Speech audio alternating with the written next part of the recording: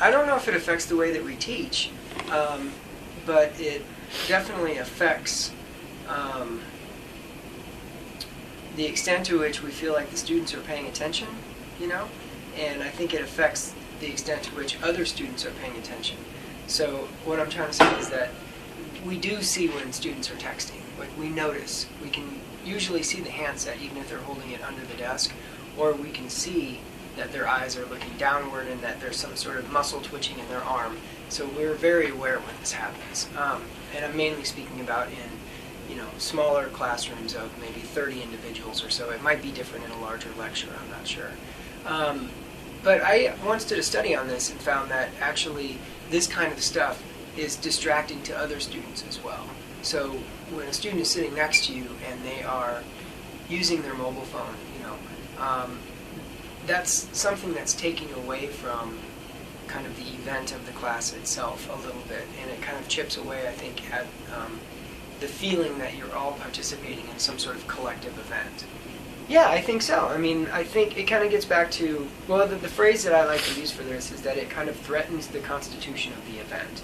All right, and I think that that's something I've written in a paper one time. But what I think that when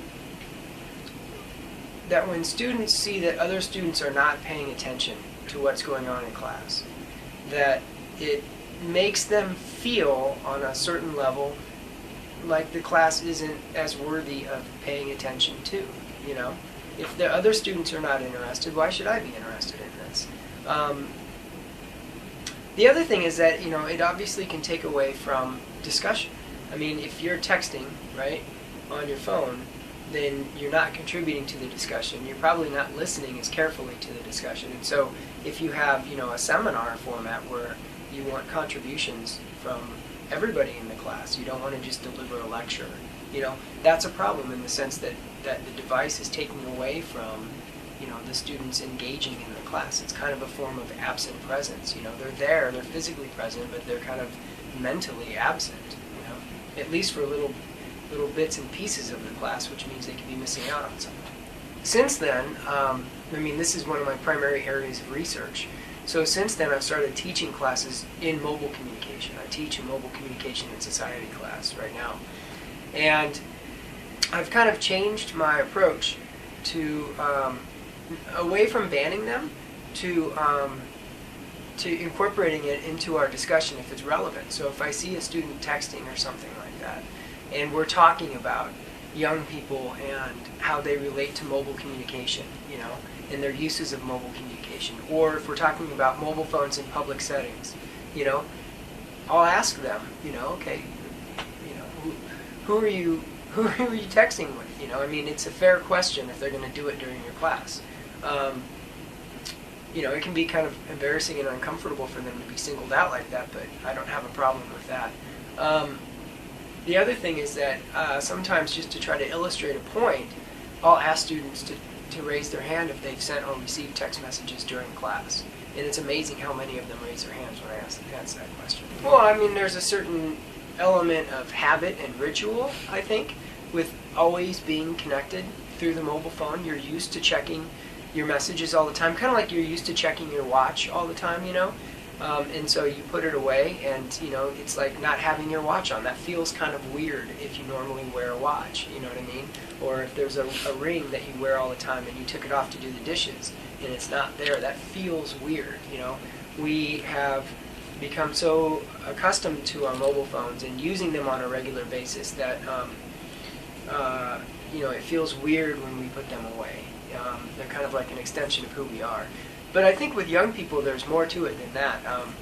Young people, I think, by young people I mean, college-age students, high school students as well, are in this period of their life where they're kind of forming their identities, and that, in a sense, happens through our social connections with other people. And so being connected to your peers is, I think, being frequently connected to your peers, perpetually connected to your peers, is more important to a young person than say an older adult, because young people are relying on those peer connections to kind of socially negotiate who they are, and so it's not all bad. The mobile phone has a positive function in the social lives of young people in that sense. But I think that feeds into kind of a sense of dependency on the technology so that you can feel like you're always connected to your peers. I don't know about texting. I won't say that I've noticed more texting with the smartphones, but I will say that it seems that the people with smartphones are more prone to just hop on the internet and do some surfing in the middle of some kind of social engagement. So I'm not just talking about the classroom here, but I'm talking about just if you're talking with somebody and they've got a smartphone, they're more likely to all of a sudden, drop their eyes down, pull out their phone, and start looking something up on the web while you're hanging out with them, or while they're at the coffee shop with a group of people or something like that. And so I think that there's a difference in terms of, the web functionality, through a smartphone.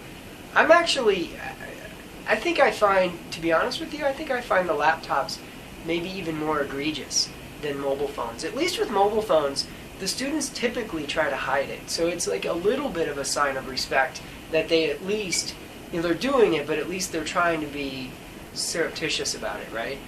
With laptops, I think it's a little bit more in your face, I'm just, on this social networking site or checking my email or whatever, students bring their laptops to take notes, right? And that's kind of, supposed to be the educational role of a laptop in the classroom. But,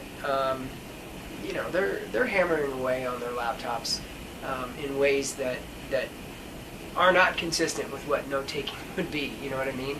And so, I don't know, I personally think that laptops are maybe even a bigger distraction. I just got done doing a study of high school kids, and one of the major things that we're asking about is the policies about using their mobile phones in school, classrooms, but also in school more broadly. And it's definitely banned in all situations that I've encountered in the classroom, right? Like, formally you're not supposed to do it. Informally, a lot of teachers don't really care. But at any rate, at the high school level, I have evidence that suggests there's only way of controlling it is enforcing the ban by taking the phone away when somebody gets caught. And even then, a lot of times they're not getting caught. And I suspect that would be the same case at the college level. I think there might be a difference between the young kids and the younger adults who are in college, in the sense that I think older adults have had some more time with the technology and maybe are a little bit more sophisticated in sort of sneaking in their text messages and not letting it maybe disrupt their attention or their engagement in class as much, just because they're older, they have more educational experience. They know maybe, when it's least appropriate to send or receive a text message, whereas the younger kids are still kind of getting that figured out and have less, normative social skills, you know what I mean? So I think it's a concern in college, but I think it's a real concern in high school as far as maybe having an effect on their grades or something like that. I think so. I think they're socially saturated, I think that they, for some reason or another, cannot help themselves from being constantly bombarded with mediated messages, whether it's through Facebook on their laptop or through text messaging on their mobile phone. But I do think saying that kids today and young adults today are growing up in an environment where they're becoming more and more used to, I guess you could say, multitasking or being socially engaged on multiple levels at the same time, And so it feels more natural for them, perhaps. Whereas, like for me, it would make me feel more scattered, right? To be on Facebook with my laptop, on text messaging with my phone, and sitting in a class listening to a lecture or participating in a discussion. I think younger people are growing up in a kind of a media landscape where they're becoming more and more accustomed to that.